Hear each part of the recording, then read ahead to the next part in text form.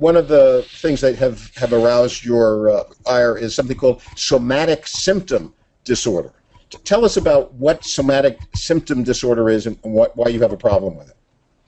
Yeah, the little background. Every group of experts, if given freedom to expand their particular area of interest, will always expand it. I've been herding experts for 35 years.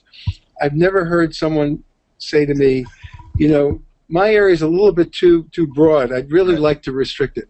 Right. If you get a group of experts in the room, they will always be on the expansive side.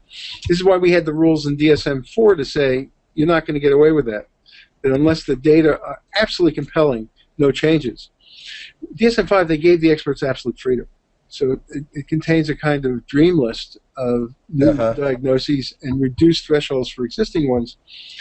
And the people working in the area on the boundary between medicine and psychiatry were particularly concerned because in DSM-IV, the requirements for somatization disorder were really tough. And so very small numbers of people were satisfying the diagnostic criteria.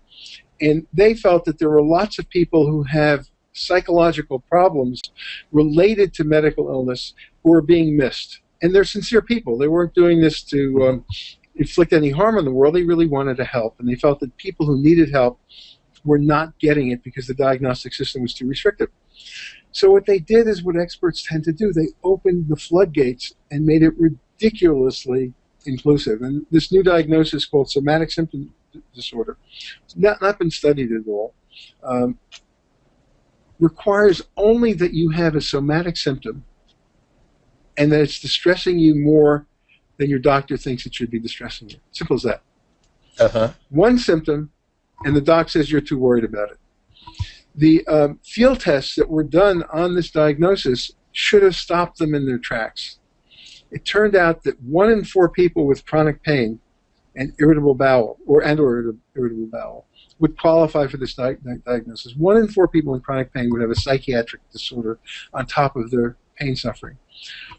Even more astounding, 1 in 6 people with cancer would qualify for this diagnosis. And 7% of people without medical illness at all would. So these are ridiculously high false positive rates.